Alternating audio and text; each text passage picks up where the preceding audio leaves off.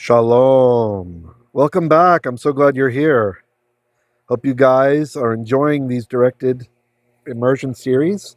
Today we are doing our listen and learn shofatim, that's Judges.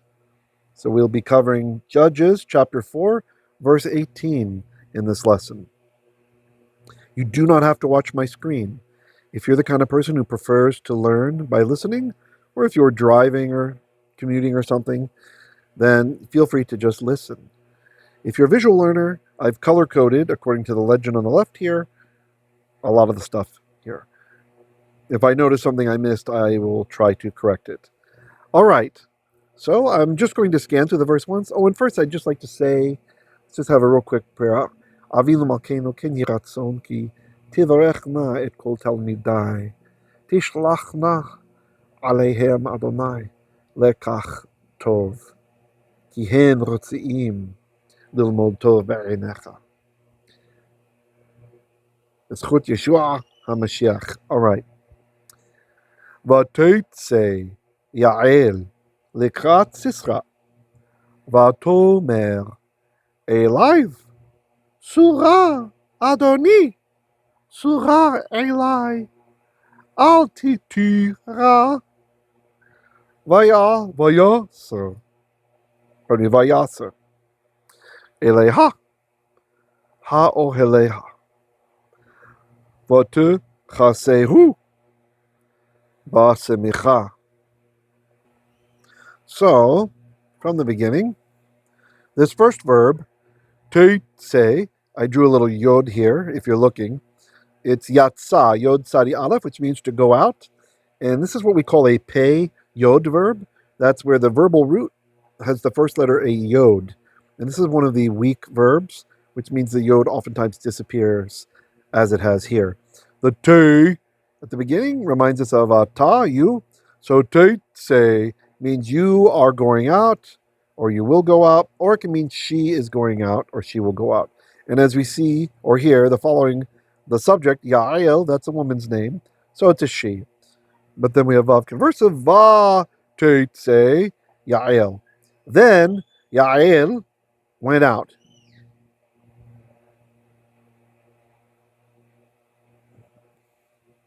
Likrat, lamed here is to, and then we have a infinitive construct, kuf resh aleph tav, to meet. So likrat is to meet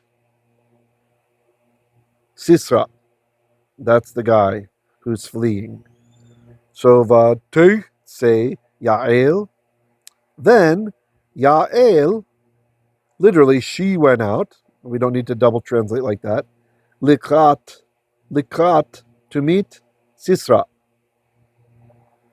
Vatomer, and she said, Eliv, aleph lamed el, unto him. Surah adoni. So the verb is sul. If you're just listening, it's samech, shurik, that's the vav with the dot in the middle that makes an oo sound. Resh, sul. Sul means turn, like don't turn to the left or the right from the law. Turn. And the hey is emphatic at the end here. So that's a command form, right?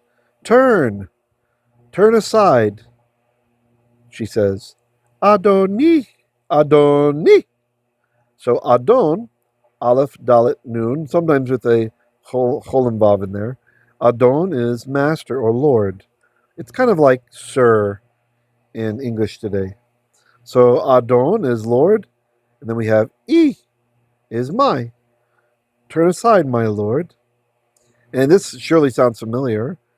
If you're accustomed to praying to Adonai or speaking about Adonai, it's almost the same. There's just a vowel change. Adoni means Lord of me. Adonai means lords, plural, of me. So this is the way that we address the maker of the universe. So whenever you hear Adonai, you're technically saying my lords. All right? Yes, me lord. Okay. Surah. So again, she says, Surah, turn. Sul by itself is already an imperative, and the surah just adds more strength to it. Surah. Oftentimes you might see surah on the turn. El, aleph lamed, unto I, unto me. Eli, turn unto me. Al, tira, al. Aleph lamed means don't or not. Look, it's lo backwards. Lo or el. Lo or al, pardon me. So they both mean no or not. And usually lo, lam, and aleph will be used, not always, but usually in the sense of like not ever. For example, in the Aser Debarot, Elohim says, Lo tignov, not you will steal. Okay? He's not saying al tignov, like don't steal for now. So lo, it's like really like a lasting negative. Whereas al, if you reverse the lo, al, aleph lamed, like we have here, oftentimes has the connotation of right now. Now, the speaker's not necessarily thinking about that, right? It's just that if she says lo tira, she's like commanding him to never be afraid, right? Like not ever, don't ever be afraid, which would just be ridiculous. So it's just more natural with this imperfect form of the verb here to say al. Aleph lamed al, don't. Tira. So the ti, that's from ata, you, and the yara, yod resh aleph, is to be afraid. So al tira, we hear this in several places. If you sing the Aleinu, what do we have at the very end? Tira mipachet pitom, beshoat rashim kitavo, utuetu vedava velakum ki Immanuel, vezikna anihu. Sorry, it's hard to stop once you start that. So al tira, don't be afraid of the Holocaust of the wicked, right? So al tira, do not fear. And let's repeat that part before the etnachta. Actually, no, we'll just keep going. Vayasar. Vayasar. So this is, yeah, I recolorized that for the visual learners. It should have been Vayasar. Vayasar. It's from the same verb, sul, where she said surah. So it's a hollow verb. So basically the shurik has disappeared, and we're left only with the root letters, or the radicals samech and the resh. So the yasar means he is turning, or he will turn, but vayasar is a vav conversive, so it's and he turned. So she says, al tira, don't be afraid, vayasar, and he turned, eleha, el, aleph lamed, unto her. Okay, let's do that little bit there again. Vatomer, and she said, alive unto him, surah adonai, turn now, my lord. Surah eli, turn unto me. Al tira, not you will fear. Vayasar. So the narrator continues now. Vayasar, and he surd, he turned. Eleha, el, aleph lamed, unto her. Now we're going to get a little bit more information. Where did he turn to her? Ha, ohelah. Ha, the, ohel, aleph, he, lamed, ohel, means tent. And then, And that hey that I have kind of marked specially there, this is the hey locative. So it's towards that. So literally, vayasa eleha, so he turned towards her, ha ohela, it's the tent ward. The tent word, like towards the tent.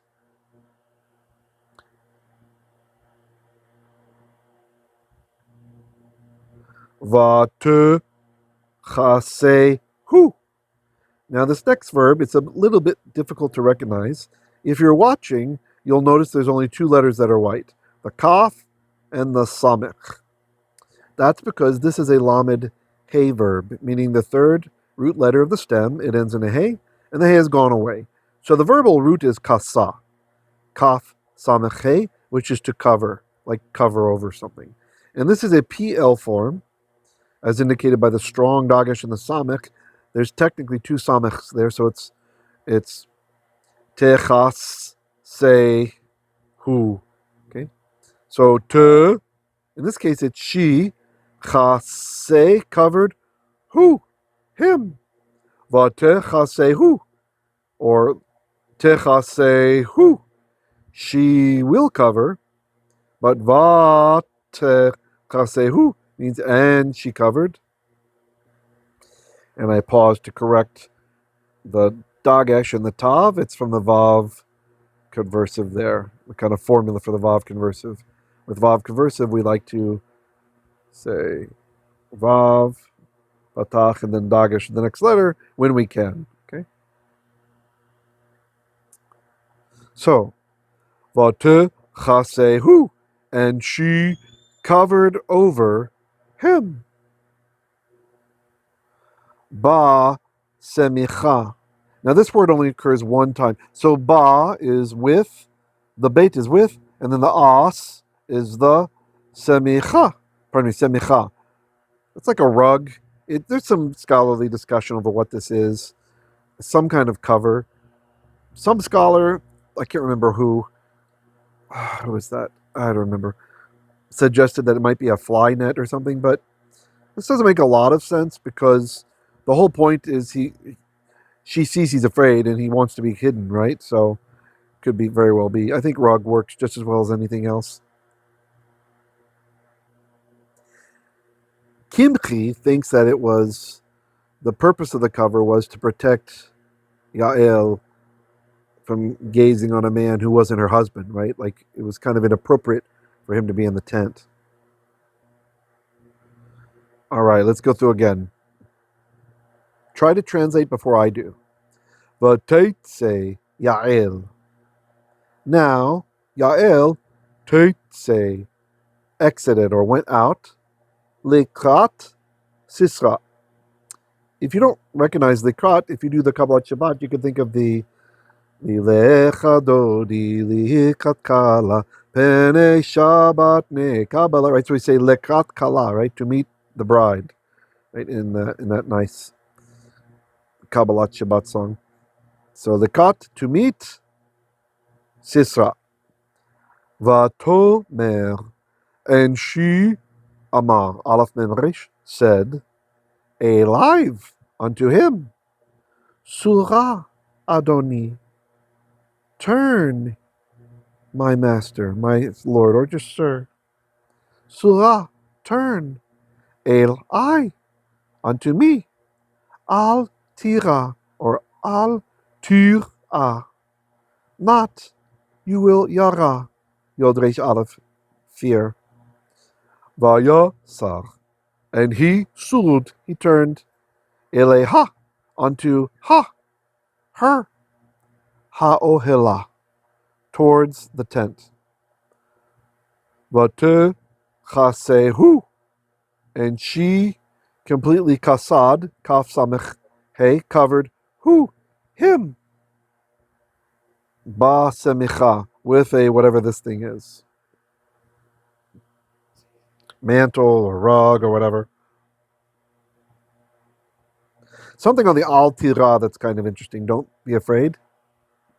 So in Jacques Sasson's comment on Judges, he points out that everywhere else in Scripture where this phrase al tira, don't be afraid, is used, it's a superior speaking to inferiors, right? Meaning like God speaking to Moshe to comfort him, right? Or Moshe speaking to the people, or Yehoshua bin Nun speaking to the people before a fight, before a battle, right?